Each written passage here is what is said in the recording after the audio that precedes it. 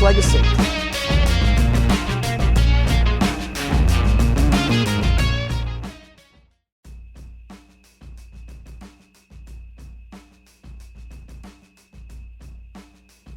So, first episode, we're into June, and Dubai has been super busy in the last few weeks. I was just thinking I went to an event at the weekend in World Trade Center, MetaCon, a metaverse event, and I was just thinking how many conferences have been in the World Trade Center since the end of Eid, which ended at the 9th of May, and you had Cabsat, Index, Seamless, ATM, Arabian Travel Market, back to back, thousands of people, vendors, suppliers, lots of people coming to Dubai, really business focused, and then MetaCon as well. And, it got me thinking about people coming and planning their summer trips and their holidays, and, business kind of slowing down a little bit, as tends to happen with schools off and things like that. This week's guest is someone who has a retreat in Ras Al Khaimah. So we talk a lot about that and what went into setting up that business as well. But also, he's a really good example of someone who changed their career and did something different after a career in a corporate world. But this guy was also a professional golfer, and we often think about what do people do after a career in sports. So for anyone wondering those things and wondering what to do at the summer, this is a good interview to listen to. Enjoy the conversation.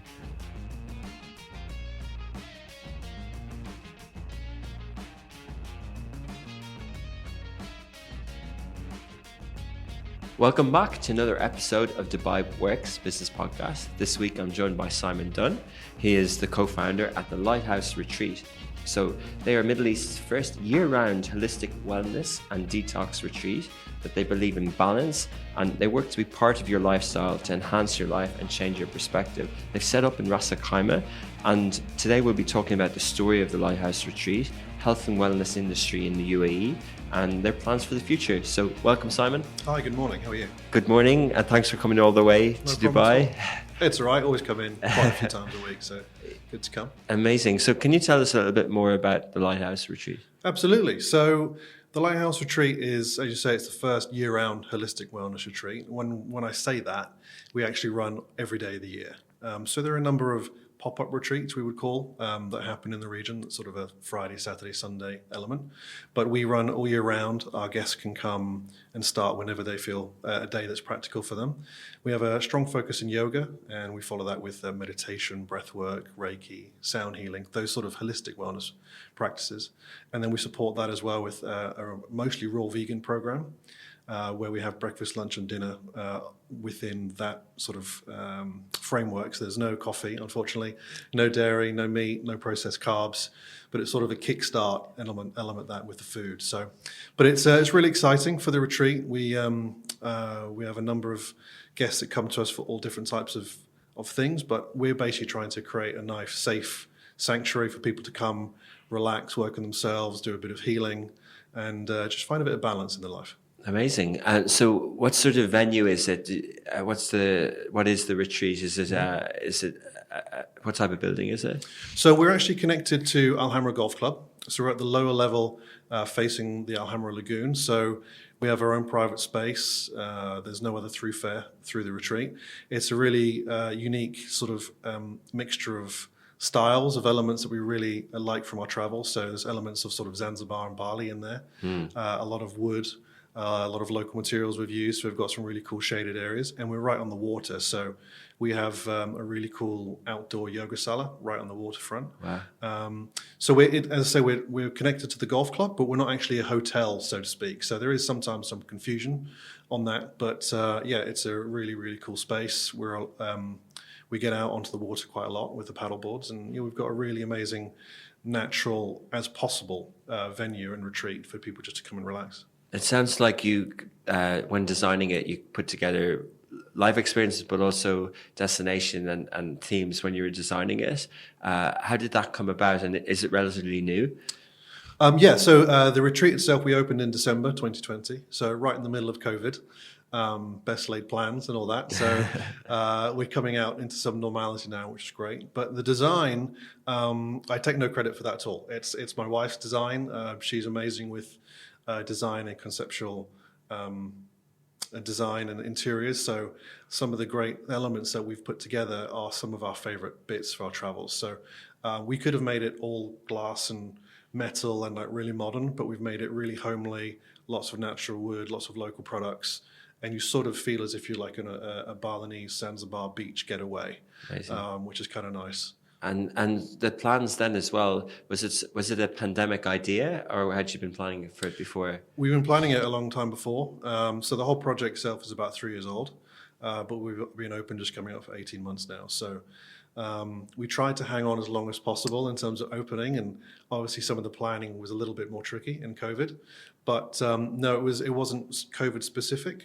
But it's been an interesting journey, obviously opening in COVID and learning the lessons we've learned during COVID. And I think for any organization, any business, opening and running in COVID has always come out the other side a little bit stronger. Yeah. So it's been a real interesting journey, really exciting. Amazing, because on one level, you do need people to be able to travel and move about to get to your retreat. But at the other level, so that's a sort of a negative, but then it's changed. And then at the other level, wellness and these priorities in life are almost emphasized more. So it was kind of the bad timing and good timing. Absolutely. So obviously the retreat is designed for people from all over the world to come. We've been very lucky so far. We've had people from Europe, UK, Switzerland, Germany, also from the East, coming from sort of Hong Kong, Singapore, Macau. And then a number of regional guests as well. So it was a real interesting mix. When we first started, obviously, travel was a little bit more difficult. And as the travel confidence grew, we've had more and more people coming from overseas. So that's been exciting as well. What's the typical duration? So it's not a hotel, but you do provide accommodation. No, we have accommodation nearby. It's not our own, but what we focus on being the retreat, and we allow our guests to choose their own level of accommodation. So it's not unheard of that the accommodation and the retreat is separate. But once our guests understand that element, it's actually an opportunity for them to pick their own budget, their own preferences, without us dictating you have to stay in this hotel at this price at this time. So a number of our guests stay at a higher end because that's their preference, and others choose something that's a little bit more affordable because they're only sleeping there. Yeah. And the main experiences are with us in the retreat. And when you say only sleeping, like they're kind of encouraged not to eat all the indulgence from the hotel. True. I mean that everyone's adults. That's their own element. But our program runs from 7 a.m. till 6 p.m. Okay. Wow. Guests are with us pretty much all day. If a guest wants to go and do something in their own hotel, that's their own decision. We're not in control of that, but that's okay as well. We're not a sort of a rehab facility either. So it's not we're not making any decisions for anybody. And if they want to add to their food for the day, that's not an issue. That's their preference. But so we do what we can, and it's a really good experience. And typically, if people are going there on their own or with a group, like they can interact with other people, or what's the capacity of the venue? So the capacity is 12. We've limited that. When we first opened, we actually were looking at 14 to 16. We've limited it to 12 for now, just to get the feel of the retreat. So we've got nice areas for relaxation and for people just to find their own space, but enough also for people to interact. So our guests come for a minimum of 2 days plus. However, we do recommend 3 to 5 days minimum to really get into the swing of it and allow yourself to really relax. Our longest guest so far has been 11 weeks at the retreat, which was pretty amazing. Wow. So it's a real difference. So some people come for a short time and come multiple times, or we've had people stay for extended periods. So it's whatever people can manage. We've wanted to allow them the flexibility to come for as long or as short and start whenever they wanted to. And generally, if it's 12 people or if it's like that, you're not having people from Ras Al Khaimah coming in just to do a 6 o'clock yoga class. Like generally, they have to take part in the full day. Yeah, so the retreat itself runs the full program. Our guests have to come for the full program of what we do for the day. We do have a separate concept, which is a studio concept, which is like a drop-in class sort of standard yoga setup. Where we have elements of the retreat that the local community, mostly Ras Al Khaimah, can come and do certain elements of. So we have some facility in the retreat, but also outside as well, in a different area. So we're sort of catering for both just an individual session, but also the full daily programs as well. Amazing. And, you mentioned earlier about vegan and nutrition as well. that's not typical of, wellness. Oh, well, it is, but not yoga and everything. So how did you go about kind of incorporating vegan and nutrition into the retreat? Sure. So it's a really important element, obviously, nutrition. Most people would say there's an element of majority of your wellness regime, actually, in terms of if you're looking at weight or health, is actually with your diet. And I think diet as well gets a bit of a bad rap. It's, your food habits. So it's an element of, we've experienced a number of retreats in Asia with different types of regimes, and we wanted to use the vegan element of food as a kickstarter for anyone that comes in for the retreat. It's not to say that everyone has to be vegan at all, but it's a great kickstart for people that come a new wellness journey or want to kickstart, a new or another journey that they're coming back onto. Yeah. Because it takes time, obviously, getting certain elements of caffeine and processed sugars and all of elements out of your system. Yeah. And even if they're not vegan, being plant-based for 3 or 5 days is a break. It's just different as well. Absolutely. It really gives your body a break from processing the nasty things. And it takes at least 3 to 4 days for what we call your gut microbiome, which are all the bacteria and the good elements in your gut to actually go away from wanting to crave sugar to processing food and what we would call raw elements in a better fashion. So we actually find guests on day 2 or day 3, the bacteria in their gut really do start programming their mood, because the bacteria that want to eat the sugar are craving for food, and actually they send chemical signals to the brain, you need to feed me, you need to feed me, as they're about to die. But then when they die, all of a sudden the habits and your appetite changes for the better, and you don't have those cravings anymore. Wow. So you actually, the gut can actually control what you do in your habits massively. So interesting. And do you produce that food out on the site as well? Yes, so we work with Alhambra Golf Club for the food. So traditionally, the food that they produce was sort of a more pub grub, but we worked with them in terms of our menu development and our vegan menu. And our feedback and response from our guests so far has been amazing. So we actually provide all the menus, all the ingredients, all the preparation details for the food. So our guests, if they really like something, they can take it away with them. And the idea is that they can try and put these things into their daily habits and stuff that they really like. Interesting. And Simon, you grew up in Dubai. How did you get into this? I assume that you were in a different career maybe before, or was this your career? No, this wasn't my career.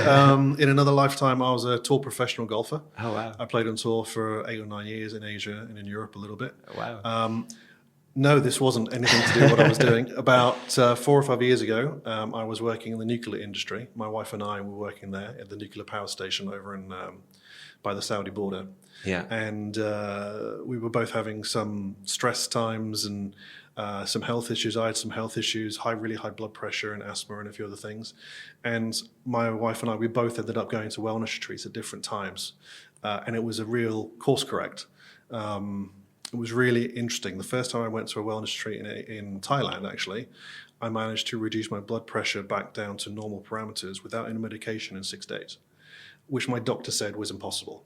So I said, well, hang on a second. If I've done something proactively here, how am I able to change something for the better so rapidly without standardized medication? And I'm not saying everyone, you shouldn't take your medication. However, it was a real interesting wake-up moment.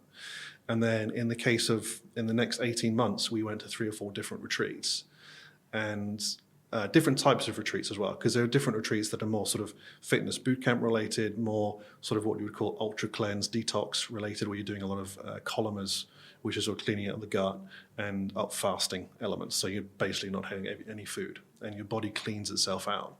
And it was a real interesting journey, and elements started to show itself, well, actually, there's something to this. And myself being a professional golfer, my wife used to play volleyball for Great Britain. So it wasn't a case of we were unfit or didn't have an element of professional sports or athletics, and we both have sports science degrees and physics. So very active lifestyles all around, and still exactly stressed, still getting stressed out. The modern corporate life is the balance is a little bit messed up. Family time, mortgages, all these sort of things. And finding a way to find the balance and actually course correct and keep yourself where you need to be was a real interesting dilemma for us. And we found ourselves a way to actually, there's something to this. So my wife is now a Reiki master. She still works in nuclear. and then I'm a fully qualified yoga instructor as well now. Amazing. But I'm 15 kilos lighter than when I started the journey about 4.5 years ago. Wow. So I still keep a photo of my favorite, which I call my fat Steven Seagal, which is, it looks like, I've eaten, the Stay Marshmallow Man from Ghostbusters. So maybe wearing a robe like he does or something. that's it. So I'm still on my wellness journey. Yeah. I'm still not where I want to be, but I think it was a real course correct for us and a real highlight. Well, this type of thing is really important in terms of finding a bit of balance, finding a bit of normality in course correcting. And the retreats we went to are really well subscribed. There were, a lot of professionals from a lot of different countries going. And once they discovered these sort of things, it was an element they go regularly because that was their reset button on a regular period. Actually, if I ever get a little bit too far down a rabbit hole, I can actually pull myself back and reset myself. Wow. And pull myself away and be what I want myself to feel like. And it's interesting when we started that, we cut caffeine, we cut dairy, we cut a number of things. And it's not to cut the stuff that we already like. We still do decaf and stuff like that. But there's certain elements and actually working on ourselves and understanding what was important to us. And how did you go about that initial sort of, I'm going to go on Google and I'm going to find this retreat? Mm-hmm. Like, what are you looking for? And what was the one that made that Thailand one effective? Yeah. Good question. I think the first retreat we went to, we actually stayed very close to it 10 or 12 years ago. Mm. And we had always been thinking about it and been interested in it, but never pushed the button and gone to it. Mm. And then there was a stage about 4.5 years ago. My wife had taken time off work for stress and illness. And I said, look, just go. And sometimes sometimes it's that, unfortunately, as human beings, we leave these things to the very last minute. And it's like, just go. And then she went, and then I went, and we went different times again, all individually, not together. Because sometimes you just need to work on yourself and not have to worry about anyone else. Mm. And it was just a real light bulb moment in terms of actually, this is really, really important.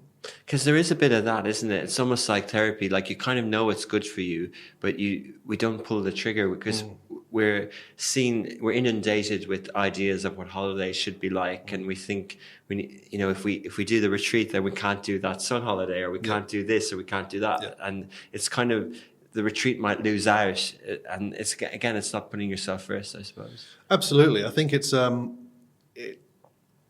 a lot of people it takes time because there's other priorities, and it's like I'm all right, it's fine, or there's things going on, and the balance that we have in modern life now is actually interesting of how much do we actually do for ourselves, and put set time away and activities, even doing stuff that we love. Sometimes you actually. Oh, I'm going to have to do that. Excuse me. No problem. It's live, so it's right. It's we're fine. So it's interesting, and sometimes you just have to go and do it. And we put things off, and we're as human beings, we're pretty much the only animal on the planet that does something called cognitive dissonance, which means we do stuff that we know is bad for us, but we do it anyway because we enjoy it. So you don't see like goats or donkeys smoking cigarettes or having coffee or having too much chocolate or eating too much. Sensible. Yeah, exactly. So it's we put things off and say we're all right, and it's interesting as well because the majority of our guests are women, and I think they're a lot more in tune in terms of where they are. And guys, it's getting better, but guys, we're trying to be all macho. It's like if we want to do something positive for ourselves, we find that we're fine, it's okay. We don't talk about our feelings. We don't share very much. We're not very empathetic. If we want to do something about it, we'll probably go to the gym or go out, have a few drinks with our friends. Whereas sometimes we need to not bite the bullet is the wrong phrase, but actually, a bit proactive ourselves, look after ourselves, try and find that balance. It's not about machismo or masculinity, but it's about looking after ourselves and finding some centering in our what we say like our mind and our soul. It's not just about physical elements. So it's an interesting journey for the people that wanted to take that step. And the people who choose to go on a retreat, because the word retreat and the word wellness are different things. Absolutely. And people can approach that in many different ways in their daily lives. But a retreat, by its word, is about taking some time off and time away. And what do you think are the benefits of that? In other words, you obviously saw the benefits of wellness, but you choose to set up a retreat. You didn't set up, a wellness coaching. You didn't set up a product. You didn't set up an online thing or something like that. You choose a retreat. Was there a reason why? Yeah, I think our experiences with retreats in Asia that we went to, about 3 or 4 different ones, was that we loved the different elements that were there, but quite a few of them were quite focused in one specific area. So it was like more of a fitness element with Mai Tai and that type of thing. Or it was the pure, very ultra cleanse fasting element. And I'm sure they're out there, but we didn't find one that we wanted to have a little bit more balance in it. Yeah. So we have a little bit of fitness, but not too much. We have a little bit of fasting and the vegan food program, but not too much. We have a juice program also, and we have the different healing elements. So it's trying to be a really well-rounded program, and it's also giving an element of education and trying to see what resonates with people, and hopefully that they can take those away into their daily behaviors and daily things that they do. What we found with some of the retreats is that people need to feel that they need to go back to those to heal again, and when they leave, they're out of control again. And we thought it was just trying to find actually a better balance in that. And actually, obviously, we would love people to come back to us multiple times, but if we do our job properly, they may not come back to us again. But that's okay. It's just trying to find the journeys and what really works, and a well-rounded element than just really focused on something else. You mentioned as well, sort of well-being as well. It's an interesting conversation, and it's still open to discussion. The difference between well-being, wellness, and health, and all those different elements. And I think quite a lot of those get confused quite often. And we're trying to touch on as many of those where possible. But, for the wellness industry pretty much encompasses everything from spas to gyms to products you can buy on Amazon to face masks to, you name it. So sort of a wellness retreat is an element within there, and I think it's a great experience, but it's something that can be deemed as like sometimes a holiday for some people. I want to do something instead of just sitting on a beach and having a cocktail, do something for myself. But also I think that's just for one element of people that want to do that. But for others, it's like it's a really important element of actually their normal annual routines or their annual pilgrimage. It's like I'll have a holiday. And sometime in that year, they may go to a retreat, they may go to something else, but it's about doing a bit more of an experiential type experience for themselves. Definitely interesting. And talking about the wellness industry, Simon, and what you've seen within Dubai and the UAE and Ras Al Khaimah, but in the last 4 or 5 years, or even longer, how have you seen the industry evolve? That's a really good question. It's changed a lot. I think obviously there's a real onus now on people understanding, especially with the last couple of years with COVID, an element of people's vulnerability and health, but also understanding that, when you're talking about things like the Great Resignation and people understanding what's really, really important in their lives, what do they want to do, what do they want to feel like? And I think, obviously, Dubai has had the gyms and the mega gyms for a long, long time, and the spas as well, element of that. But I think, the element of wellness within the workplace is a really important thing that I think is really positive, where companies and organizations are understanding their need to look after their workforce in a more proactive way, and especially all the government entities now, they have a proactive wellness programs that all need to be in there, and organizations of a certain size. So I think that's fantastic. And I think as well, it's when it comes from top down or side to side, when everybody is, I think, doing anything positive in wellness, I think is a really good landscape, as opposed to it's just a gym and a spa. I think the other elements around holistic wellness in terms of, it's not just yoga, there's much wider scope than that.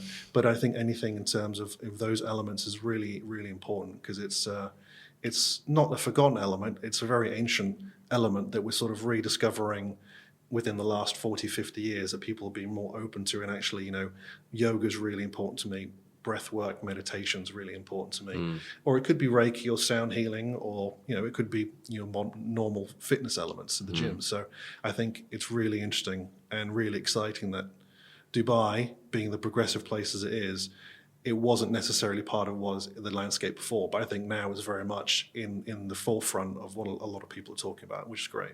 Yeah, I think that's a good way of putting it. Whereas Dubai and the UAE can take industries and build them, a wellness industry wasn't the first one that emerged and brought the best talents around the world and the best gyms, the best facilities, like with restaurants. But then when it happened, it seemed to keep those same high standards. There seemed to be good practitioners. Maybe not all the case, but you're right. But that kind of came from a behavior shift. The people living here wanted it, and it evolved from there, like supply and demand, I guess. Absolutely. And obviously we wanted to have this type of retreat more accessible for people in the UAE and the GCC. But when we started to go to retreats in Asia, when we're looking around the landscape and what's going on, there are a lot of retreats, and a lot of people from the region were going to retreats in Asia. Absolutely. So it's obviously people are active in that program. And it's not catered for here. No, so we're the first one in the region, actually, full-time. That's a holistic wellness. There's a few medical wellness facilities that have come up recently, which are great, but a different product to what we do. Sounds different, yeah. Yeah, so it's more of a medical facility, and I think that they have their People place. with illnesses. Well, somewhat, but Yeah. it's sort of a bit like a Champneys or Achieva Som element. So there's Achieva Som property managed in Qatar. There's a medical wellness facility in Ajman called, I forget the name of it, but it looked very impressive. And I think all those type of things adds to everything in the region, in the landscape, because I think it's all really positive. And the more we have that we can cater and support people in their wellness journeys, I think the better. It's not a case of people putting their elbows out and wanting to say, no, this is my space. I think anything within wellness is really, really great for the region and great for the people, and more options that people feel comfortable with, I think is really, really important as well. Yeah, it's fascinating. My mum stays with me here for some months of the year, and a couple of years ago, I think before the pandemic, I wanted to send her on a retreat, and I found a place in India, Algovera, is that how you pronounce it? I'm not aware of that one, but yeah, it sounds about right. It's the type of, it's obviously the wrong word. It's the type of retreat. Ayurvedic. Yeah. Ayurvedic. Ayurveda, yeah, this one, yeah. but she found it amazing, and she still has friends from that. Like, it was just really enlightening. But I never thought that I could. It was only talking to you now that I'm going to send her to the one in Ras Al Khaimah, because it's that sort of thing we don't naturally think that it's available here. But again, Ras Al Khaimah does have that going on for it, doesn't it? We're talking off air about how the nature and all the benefits of what's in Ras Al Khaimah. Is that why you choose it as a place? Absolutely. It's by design that it's not in Dubai or Abu Dhabi. But number one, it would be incredibly expensive to do in Dubai or Abu Dhabi, and it would the dynamic of the commercials would be very different. But also, it's a case of we wanted to create a sanctuary away from the hustle and bustle. Quite often when you're on a wellness journey, you need to go there and do it. If you're able to go home, quite often people just go home. It's not a case of it's challenging, but go on the journey, go and do it, go and enjoy it. And it's away from most of the things that people are trying to get away from. So Ras Al Khaimah is a great emirate in terms of its natural beauty. We a lot of beaches, a lot of mountains, a lot of desert, and we try and do as much activity in nature as possible in Ras Al Khaimah. And people come to us and say, "Oh, it's a lot closer than I thought." Yeah, it's a lot closer than I thought. We're 45 minutes from Dubai Airport, an hour to an hour and 15, depending on where you are from the other parts of Dubai. Lots of hotels for all budgets, but also it's a case of just getting out and experiencing something new. So in the winter, we're able to do a lot of really great things that we can only do in Ras Al Khaimah. So we go hiking in the mountains, we go desert walking on our own in the desert, doing meander through the dunes. As part of the daily program. Part of the daily program. We go paddleboarding twice a week. We do yoga on the paddle boards. We go swimming. We have a sauna right on the deck front facing the open water, which is really cool. So it's by design, and it's to get people into the country to do a little bit of work on everything. And the people that come and stay in Ras Al Khaimah, are you tapping into that? They have a very active tourism boards, and are they maybe they'll book a holiday and then they can potentially during that holiday take a couple of places at the Lighthouse Retreat as well, a couple of days. Absolutely, yeah. We are exploring those options. So Ras Al Khaimah is very much hotel orientated. There are a number of things in terms of experiences up in the mountains, which is great.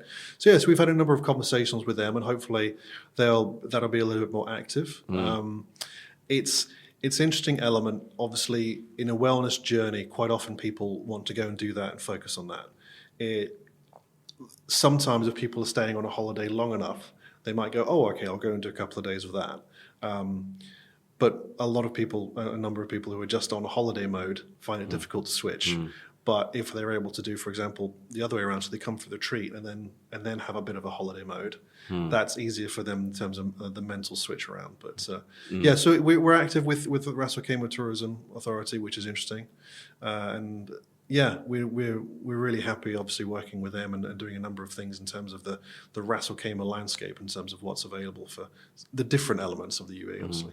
And is that, you mightn't know exactly, but is that a strategic kind of selling point for Ras Al Khaimah Tourism? Are they trying to position it as a wellness emirate and a destination? Very much so. I think it's outdoor adventure, adventure sports, nature. And lots of beaches and lots of mountains and desert that are more accessible than, let's say, Dubai or Abu Dhabi. So yeah, very much so. Yeah, I do a lot of events down there in triathlon and the Rack Half Marathon, and they're really, really good events. They're very well attended, and they're good atmosphere, and it's a nice place to be outdoors. It is, and I think it's obviously a little bit different. Obviously, you may call it like a staycation venue, but I think it's something a little bit different. It feels how Dubai used to be maybe 35 years ago, where it's a little bit more community-led. You know the community, you know your neighbours, you know people around the different areas, which is nice. And a little bit more affordable in terms of, obviously, cost of living there, which is attractive for some. Can you put your finger on that? Is it definitely more affordable? Is like rent? Do you know that would it be 20% cheaper than Dubai? Or I think it obviously depends on where you live in Dubai. Yeah. But in terms of like for like. So, for example, Al Hamra village, where the retreat is and where we live, you can live on the golf course for a substantial amount cheaper than you can live on a golf course in Dubai. Substantially. Interesting, yeah. And the great thing about Ras Al Khaimah is that we have the let's say, for example, the golf course in Al Hamra, but we also have the sea. So in Dubai, that's actually not available. You can either choose a sea location, or you can choose a golf course location. You can't choose both. Didn't think of that. Yeah. The only There's other no one, golf course on the Palm yet. Exactly. So the only one I think from memory is Sadia Island in Abu Dhabi. Yeah. Which is not everything's on the water, but the ones that they're fairly large properties. Yeah. So it's a real good mix actually of affordability, quality of life, and community, which is great. And Simon, you mentioned before we started the podcast that you estimated about a third of the people in Al Hamra actually commute to Dubai. Is that a new trend, or did people always work in Dubai and live in Ras Al Khaimah? I think it's a fluid thing. I think over the last couple of years, a number of more people have moved to Ras Al Khaimah because it's a more affordable option. Obviously, things changing a little bit with COVID squeezes, probably is the way to put it. So yeah, I think it's fluid, but I think and a lot of people still do that, commuting into Dubai or Sharjah or elements like that. And obviously, there's a great community, and the schools are decent as well. So you're able to really have a full element of everything you need. Obviously, all of us from Ras Al Khaimah come into Dubai quite often, even for just the weekend stuff. So we're not really far away. It's only being like on the outskirts of Birmingham or something, or outskirts of London, commuting in. So it's a very similar element to the rest of Europe, in more of a country living but working in the city. Yeah, interesting. I think people in Dubai have definitely, they know that Ras Al Khaimah isn't far away, because you see how many people take staycations there. But living might be something they haven't thought about. But, definitely different times of the year, the hotels are fully booked. A lot from people from Dubai. Absolutely, yeah. The hotel occupancy is pretty good for a lot of the year, which is interesting. And there's more. The Intercontinental just opened up there as well. And Antara is opening soon. So the bigger brands and a wider scope of brands are opening up as well, which is exciting for the Emirate for sure. There's a few new investments in hotels as well, isn't there? The ones you mentioned, and there's talking of the gaming activity and things like that. So Ras Al Khaimah, is definitely going to be a more attractive Emirate in the future.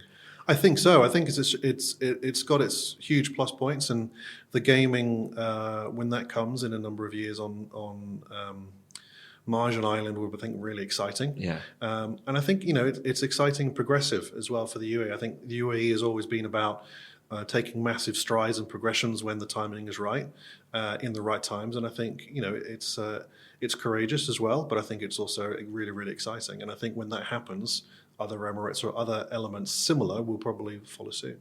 What do you think of wellness across the region in terms of appetite for it? Do you think, a couple of ways of phrasing this, but do you think wellness is almost a generational thing that we prioritize more later in life? And then also, do you see some of your clients and some of the appetite, and even the people you met on retreats, are there Gulf nationalities and people from across the region attending? Yes. So when we were looking at our first plans for the retreat and our own experiences of retreat, so we took the island of Phuket as our sort of analysis, so to speak.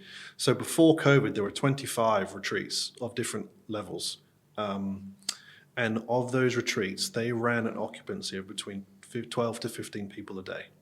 And of our experience and discussions with them as well, they were running between 40 and 60% of that occupancy was from GCC. So at any one day, you were looking between 150 and 225 people a day from the GCC in Phuket alone at a retreat. That's good market research. But that's a huge market, Yeah. and that's just Phuket. So that's not taking into account the rest of Thailand, all of Indonesia, all of Cambodia, Vietnam, all of Sri Lanka, all of India, and then you're looking at also Turkey, Spain, Portugal, and the wider elements of different retreats around the world. So there was a huge appetite for people from the region going to retreats in Asia specifically, and majority of guests, and it's echoed with our guests as well. It's a specific demographic, majority women, but all professionals, all extremely professional, all extremely switched on. They realize they want to do something proactive. Some of them are doing it it's their first wellness retreat, but not their last. Others, it's a continuation of their wellness journey. But it's something that, to succeed, they want to know that they have to do something proactive and find the balance for themselves. And it becomes another element of their successful routines, whether it's every 6 months, every year, every 2 to 3 years. But it's still an element that's still in there, which is really interesting. And we met some amazing characters from all over the world in our retreats. And we've obviously experienced some of the retreats as well. And it's been really exciting. COVID, I know has hit the retreat element in Asia very hard, though. So I think currently in Phuket there are only 5 of the 25 currently operating. Oh wow! Thailand had a real sort of longer lockdown, didn't it? Yeah, it did. So we knew a number of individuals involved in retreats over there, and one of our team actually was from retreats in Phuket and struggled a lot. There was a period actually in 2021, as far as we know, this side of the globe, we were the only retreat open that you could get to.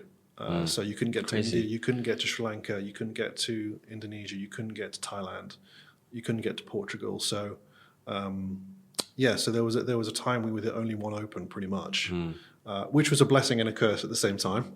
But the community within the wellness community, it's only a few degrees of separation to know everyone who's around. And obviously people are struggling in certain countries that were trying to do all these great things for people but couldn't get people to them. So it's real sad, but I hope the landscape of the wellness industry within Asia manages to open up again. Bali in Indonesia just opened up recently.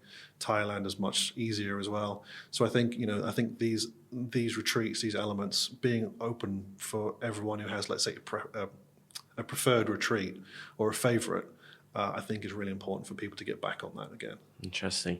And so the demand is there in the GCC as well established. How do you cater for that demand? Is the focus on this venue, or are you trying to build the Lighthouse Retreat as a brand that potentially could be elsewhere?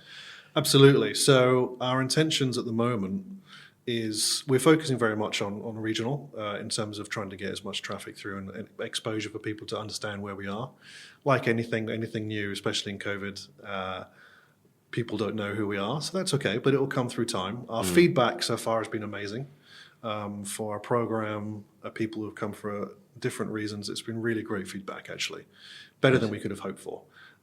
So that's really exciting as well, because even when you have ideas and plans and concepts, to open something as new for here is a challenge, obviously. But then obviously to get guests coming through the door who may be experienced retreaters as well, going, the feedback has been amazing from people who have a different experience at other places, not just someone who doesn't understand what retreat is. So we're doing some really great things, which is exciting. Our plans for the future are pretty exciting as well. So we hope, we've had some discussions already to have a Lighthouse Retreat in, 2 and 3. We're looking at several locations such as Zanzibar, Bali and Lombok. Oh, wow. So we've had some discussions with some properties there already. But like these elements, obviously, we're sort of at that tipping point now where we have really great opportunities for other locations. And we're just looking now, finding the right way to make those happen, because businesses obviously are tricky at the best of times, and being able to make that jump into the next step is exciting. So we're actively working with a number of investment options to look where we can do what we need to do, which has its challenges, obviously, but it's really, really exciting of where hopefully we will go in terms of the retreat. More recently on our growth, we expanded into corporate wellness in the last 6 months, which has been exciting. We were approached by an Abu Dhabi government entity, and it happened very organically. And then we started working with them, and then a number of other elements came together and opportunities. So it wasn't a case of, well, we're going to open a corporate wellness sector of our retreat. It just happened that we had the inquiries that people wanted to do this. So they still come to your venue, you don't go to them? We do it's both. Just a corporate? We do everything. So Okay. we do stuff in-house for them. They come to us for, let's say, a team building day, a team day, a retreat day, bespoke programs we've done. We're doing a 6-month program with an Abu Dhabi government entity. We're just about to start. We do also subscription-based stuff. So we'll go in and support on like a weekly or a monthly basis, some in person, some online, some content we create for them specifically. So it's really exciting, actually. So all those elements with the new retreats, corporate wellness is we've got our hands full for sure. Yeah, it sounds and that's like where the tipping point of, no, we need more hands on deck. Yeah. And we need to get a few things organized for where we want to go, but it's really, really exciting. Okay, a few things cropped into my head, but just on that one about market entry, it seems like the design of the facility is really part of the program. So when you're talking about new locations and new destinations, you really will try and bring the full offering there. Absolutely. The element that we want to try and distill into the other locations is that actually, if people like what we do in the way that we do it in the programs we run, it's a case of they're bought in to an understanding of what their expectations are. So, but the elements will have different focuses, slightly different focuses, different feels, different opportunities. So, for example, if we were into Asia, like Bali or Lombok, that gives you, most of Asia, Southeast Asia, Australasia, to come if they want to come and experience the lighthouse feel, the lighthouse experience. And again, it's something in Zanzibar gives an opportunity, obviously, for GCC as well, but also Africa and Europe, but in a more, a little bit of a more African feel, but the same flavor that we want to obviously distill the same concepts and designs. And they will have the different design bits, and I'm sure my wife Laura will have the excitement of redesigning those elements when we get there. Great. But those are really exciting as well, because it gives us other options to explore new areas and new designs. So we may even end up having one retreat might be more focused on one area, and then another retreat might be more focused in a slightly different area, but you still have the Lighthouse Retreat experience and quality and program, but with a slightly different flavor. Interesting. How do you go about, Simon, recruitment and bringing on this talent as well? How do you find the people? That's tricky, actually. So previously, when we first started out, we were looking at retreats in Phuket for people that we actually knew. So we had first-time-hand experience from a guest perspective. And I think one of the real important things for us, obviously, we've designed the program and the elements that go into it, but obviously the quality of service delivery is really important. So we wanted really good people in terms of what they deliver, really good variety and capability. So it's been tricky, and we're still in a varying process of new talent coming in, because as we're growing with these different elements with the corporate wellness and potentially the other locations as well, the team is growing. And one of the hardest things for always is trying to find the right people for the right attitudes and the right engagement. But within this space, it's really interesting, exciting, because obviously we're not, let's say, in the traditional corporate sense, but when we have, let's say, individuals from traditional corporate background at some point, but then have transitioned into a wellness perspective, it's really exciting because they have both elements of experience that we're looking for. So it's a tricky question, tricky answer. But obviously, as always, trying to find the right people for the organization is important. Definitely, whichever organization it is. Yeah, interesting.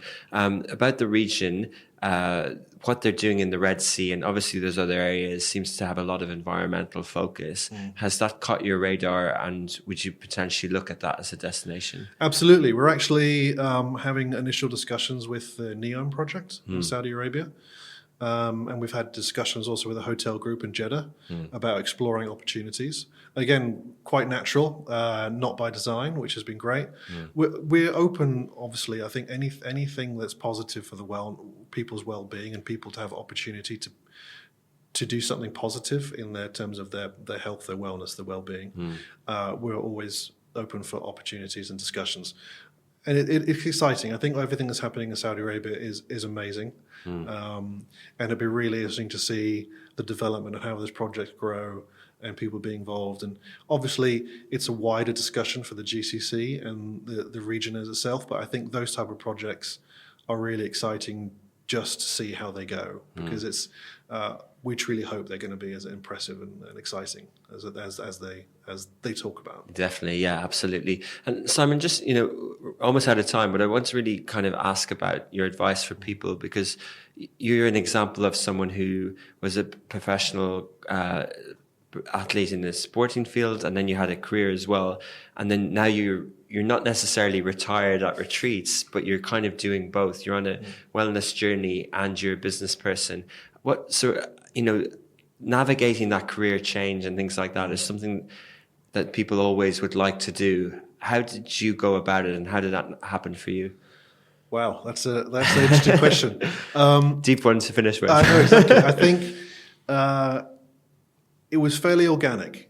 It was my journey and the change coming out of a more traditional corporate role was an element of understanding of a what if or what could be, and trying to not necessarily change a passion into an opportunity, but looking at something what's practical and what's really important. And I think there's an element of balance in everything that we do. And I say that word a lot, not frivolously, but in an understanding of,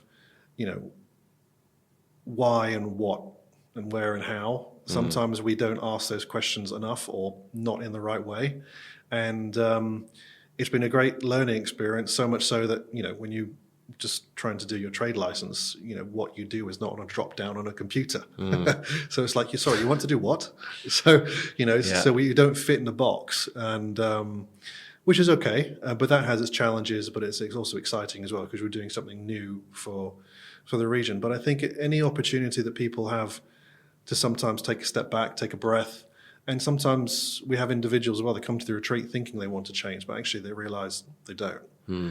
So it can work both ways, but it's open your heart as opposed to closing off your mind. Brilliant. And see maybe what comes out the other side, and you never know. And there's an old adage of, obviously, one door closes, another opens, but I don't think it's about doors. I think it's about potentially, not to sound too cheesy, but openness and love, and see what happens on the other side without being too judgmental on yourself. Very good. Good note to finish on. More self-awareness. Well, it's been really interesting listening to you this morning, Simon. Knowing more about the Lighthouse Retreat, we'll follow it in future, and thanks a lot for coming on. Thank you. Appreciate it. Thank you.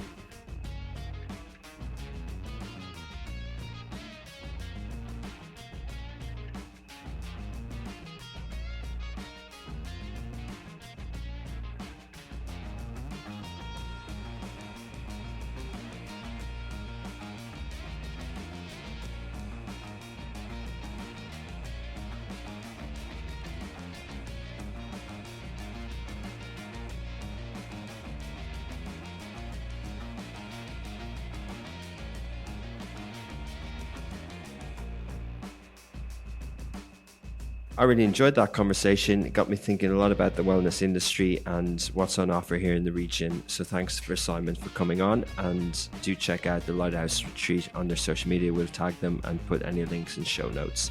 As always, if you're listening on the audio, it's Dubai Works on any audio app, Angami, Spotify, Apple. Please do like, comment, share with a friend, and if you know anyone who's in business in the UAE and would like to be a guest on the show, please do get in touch. If you're watching elsewhere, we're available on iOS, Android, mobile, but also on all of the major smart TVs, Sony, Apple TV, and Android, and a few partnerships like with Nabbit, with Wayak, and a few more being announced very shortly. So do check Smashy out. We have on social media, our main channels are smashy.tv on Instagram and TikTok, but we've got Smashy Business, Smashy Gaming, Smashy Crypto, and this one will particularly shared a lot of videos on our Smashy Health social medias as well. Thanks again to Shahir, who organized the guest and did the production in the background, and Ali and Vishnu as well, who did the mixing, the sound, audio and the video. So thanks a lot, and we'll be back same time, same place, 11 a.m. on Fridays, and pushed out on podcasts in the afternoon. Enjoy the weekend. Who did the mixing, the sound, audio and the video. So thanks a lot, and we'll be back same time, same place, 11 a.m. on Fridays, and pushed out on podcasts in the afternoon. Enjoy the weekend.